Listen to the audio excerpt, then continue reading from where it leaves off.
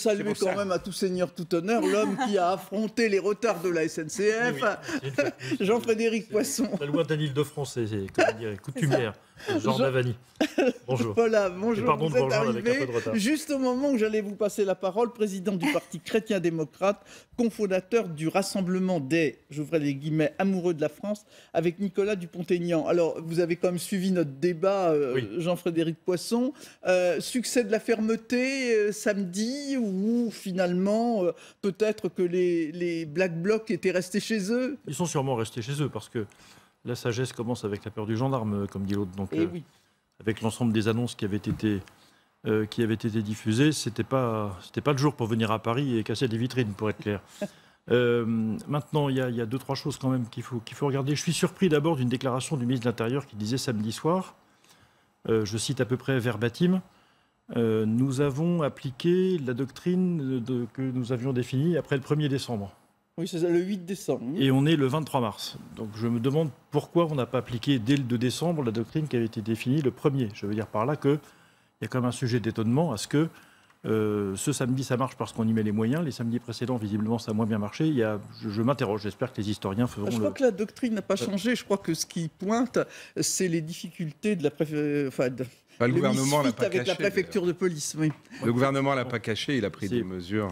Voilà. Deuxièmement, réorganisation. c'est bien que l'ordre public soit rétabli ou maintenu. On va voir. Évidemment. Alors d'abord, on va voir si ça dure. Premièrement, je le souhaite en tout cas. Mais ça ne règle pas pour autant la question de fond, la question de la détresse sociale, qui est le premier motif de l'expression de ce mouvement depuis maintenant 5 mois. Avec quelque chose qui m'étonne beaucoup, enfin qui continue de m'interroger, comment est-ce qu'on glisse si facilement, entre guillemets, d'une revendication sur le prix du gasoil à la demande du référendum d'initiative citoyenne. Alors je sais qu'il y a des influences de mouvements qui sont mis là-dedans, d'accord, les gens se parlent. D'accord, très bien, ok, mais enfin quand même, c'est pas tout à fait la même dimension de revendication. Et ce glissement-là, cette évolution de la revendication, du fond de la revendication, vers des choses plus institutionnelles, plus politique, avec un P majuscule, si on peut dire ça, est quelque chose d'étonnant. Et ça, évidemment, ça ne s'éteint pas avec l'ordre public. Et troisièmement, je crois qu'il y a dans la colère des Gilets jaunes, qui est manifestée de manière légitime par les manifestations et de manière absolument pas légitime par toute forme de brutalité ou de violence, il y a quelque chose qui dit aussi l'exaspération à l'égard d'une forme d'arrogance tout à fait certaine du gouvernement et d'un certain nombre de ses membres, qui s'adressent aux gens et aux Français en général d'une manière qui est insupportable. Il y a un moment où ça n'excuse rien, mais ça explique, il y a un moment où ça déborde.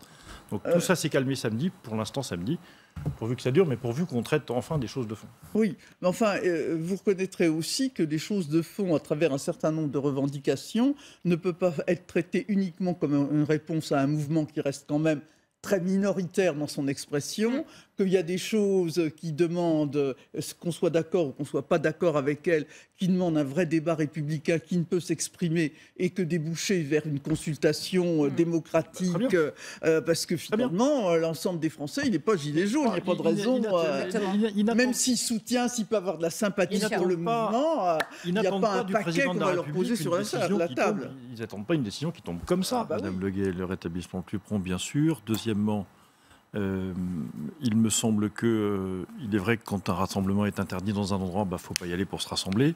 Et troisièmement, là où le rassemblement est interdit, la circulation n'est pas interdite. C'est toujours une difficulté pour les citoyens de s'y retrouver. Quatrièmement, puisque vous posez la question sur la citation ou la phrase du président de la République, je pense que, premièrement, c'est au moins maladroit. Deuxièmement, que ce n'est pas à lui de s'occuper de ça. Et troisièmement, à force de vouloir s'occuper de tout le temps et tout seul, on finit par devoir aussi se prononcer sur des événements qui sont extrêmement malheureux. Personne ne se réjouit de cette blessure, bien sûr, mais c'est pas du niveau d'un chef d'État. Un chef d'État, ça dit pas ça. Et je regrette que décidément, il ait quand même du mal à entrer complètement dans le costume de cette fonction. Oui, mais alors c'est toujours le problème, c'est-à-dire que qui que ce soit, il en parle, il devrait pas en parler. S'il n'en parle pas, c'est qu'il est indifférent. C'est au préfet de police de dire ça. Oui. C'est pas au président de la République. Ah oui, voilà, c'est tout. Le fait que au moins, la question des retraites, elle est assez facile comparée aux questions de santé ou de chômage, où il y a toujours un aspect qualitatif, on peut toujours trouver des poches d'optimisation. La retraite, c'est un calcul purement mathématique, tous les gens qui seront à la retraite en 2050, ils sont nés. On sait exactement combien ils sont, on sait exactement pour avoir un niveau de retraite X, ce qu'il faut faire comme cotisation, c'est exactement l'impact du recul de l'âge légal de la retraite. Pourquoi est-ce qu'on n'est pas capable d'essayer d'être un peu prospectif? Est-ce qu'on peut ouvrir ce débat d'une manière intelligente et sensée? Je le souhaite, parce que je vois bien Jean-Frédéric Poisson. Et je suis d'accord avec ce que dit Frédéric Lefebvre sur le fait que, évidemment, c'est un sujet extrêmement sensible pour des tas d'excellentes raisons.